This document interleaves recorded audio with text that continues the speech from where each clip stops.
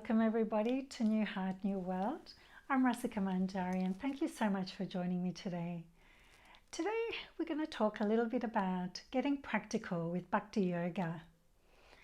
Now you may agree with me on this one. Our world is one crazy place at the moment.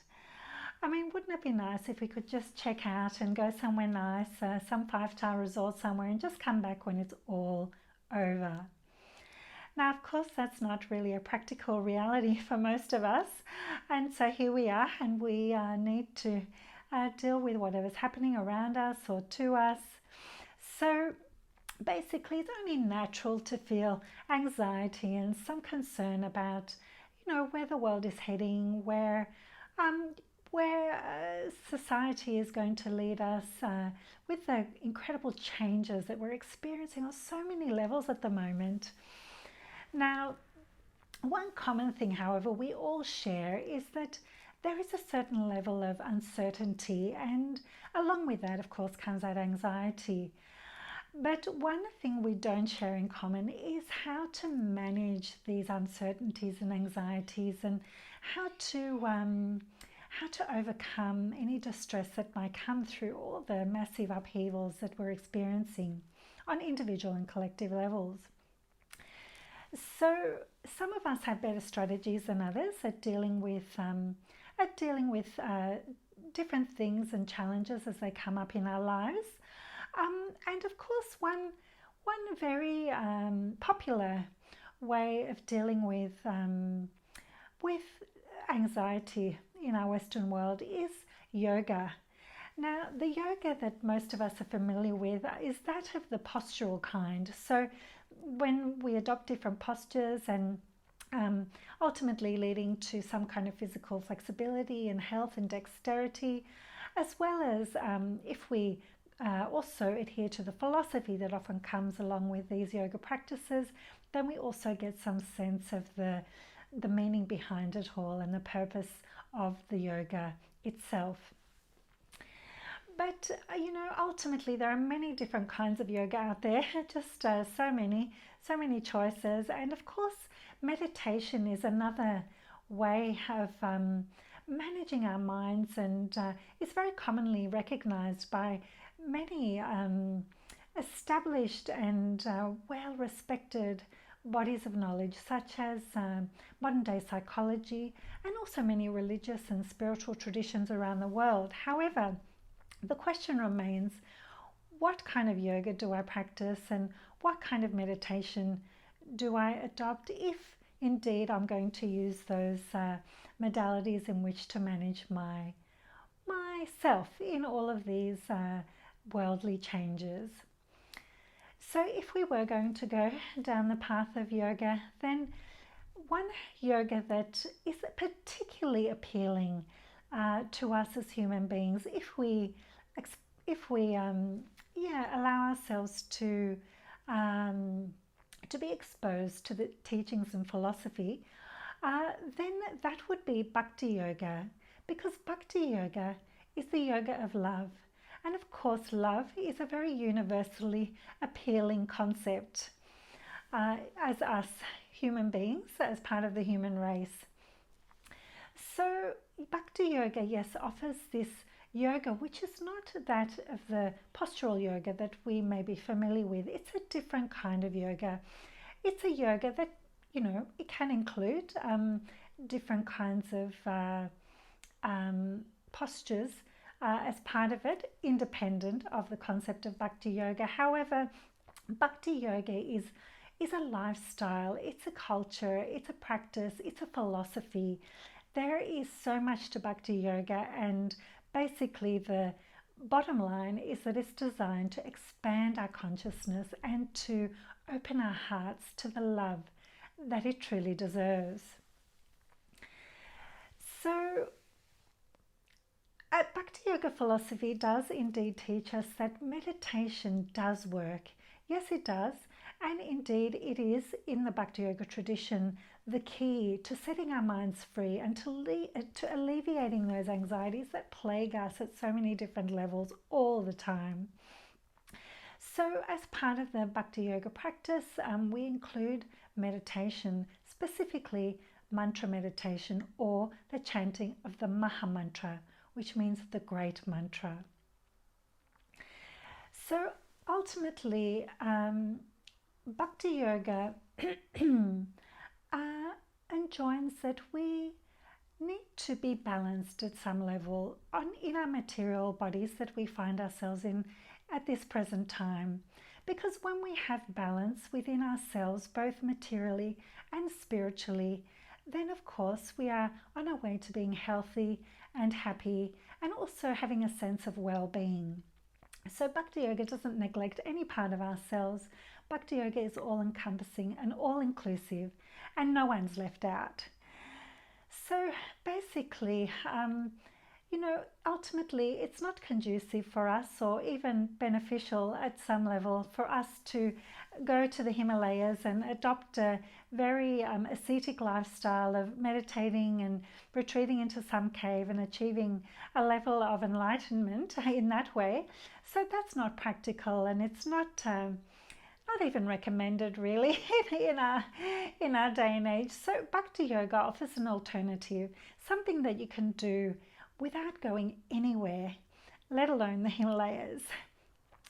So Bhakti Yoga offers this lifestyle, as I mentioned, and the basic principles of the lifestyle are that of regulation, moderation, being conscious, and also meditation, as I already mentioned. Now, regulation is the way in which we structure our lives so that we have a system in which we can go about our daily activities. So that means having regular times of eating and sleeping and all of our activities in between that don't allow for wastage of time, if you like. So it optimizes our use of time. So regulation is very important. And moderation is basically encouraged at all levels in all of our activities, particularly in the realms of eating, sleeping, and sexual activity. So moderation is the key, because we know that any kind of excess can lead to poor health and including mental health. So this is what we want to avoid at all costs. So moderation is very instrumental in basically leading to our feelings of well-being. Now, being conscious is where we lead our lives in a way that doesn't harm ourselves or anyone else in the process. And it certainly doesn't harm the environment, because the way we lead our lives is conscious in that we are considering the outcomes and the repercussions of our choices from a day-to-day level. So that includes in the realm of our diet as Bhakti Yogis. So the Bhakti Yogi adopts a vegetarian diet because the vegetarian diet doesn't harm any animals in the process and is basically based on the principles of ahimsa, or cruelty-free. So to go a step beyond that, the Bhakti Yogi also offers their food offers their food to the Supreme Divine, the Supreme Lord Krishna. And in that way, that same vegetarian food is sanctified, which leads to an upliftment of the senses.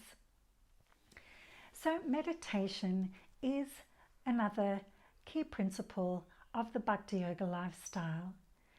Now, the best time for meditation is in the morning, so it's good to, as part of our regulated activities, to include some kind of space for meditation, which we can do in the morning when we feel fresh and our mind is clear and not obstructed by all the difficulties of our daily activities. So now, some of this may sound quite overwhelming and just a bit all too much at some level. However, the idea is that it's something to work towards, and of course the important thing is to start somewhere, and that somewhere can be wherever is comfortable for you. So that starting place that feels right and that feels that you can actually adopt it without causing any sort of upheavals or discomfort to your usual routines. So when you start somewhere, and if you have that intention of adopting ultimately a conscious and healthy, uplifting lifestyle for your ultimate well-being, then of course things just go from there, and things will unfold naturally as long as you have the guiding principles that Bhakti Yoga offers. So the other important thing is to never give up. So this is really important because sometimes we can be overwhelmed, especially when we have a lot of demands on our time, and our circumstances are such that we're often under stress, which is not uncommon in today's society. So the important thing is never give up. Just start somewhere and start small if you need to. Now, like everything, you know, becoming peaceful takes effort and needs persistence. So an element of persistence is required. So when we're determined to become peaceful and lead our lives in a way that's going to ultimately uplift us and also those around us, then we can be determined in our efforts.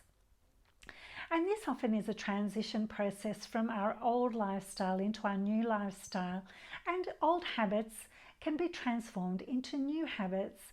And of course, the difficulties and troubles that we had often fall away to leave room for the new habits that we're adopting through the Bhakti Yoga practice and lifestyle. So it's like a habit, like the old habit, however, this time with a positive twist, the positive twist of Bhakti Yoga. So also what we mentioned as well was the principle of meditation.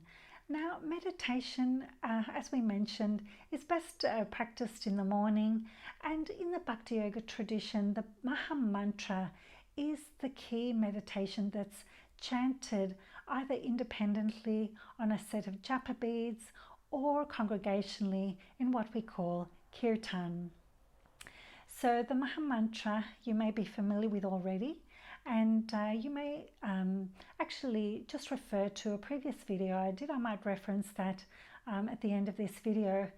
So it's called Sacred Mantra Meditation.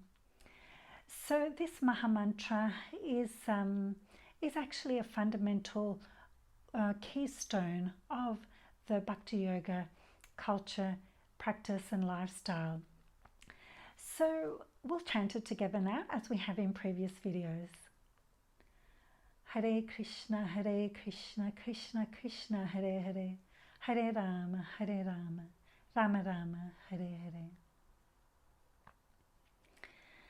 So this Maha Mantra is actually a way of training the mind for better things, because once the mind gets used to the space of the Maha Mantra and the chanting of it in a regular and repeated way, then what happens is that the mind realizes that, well, it's peaceful here, I like it here, and it often comes back to the Maha Mantra voluntarily. And of course this happens in time, and remember, the key is persistence and to never give up.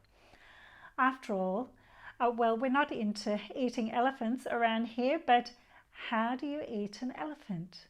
One bite at a time. So if you'd like to know more about any of this and the Bhakti Yoga philosophy, culture, lifestyle and principles, then please visit my website at newheart-newworld.com. And of course, there'll be many more videos on the secrets and not so secrets of Bhakti Yoga from me. So please stay tuned. And until then, I wish you all well. Bye for now.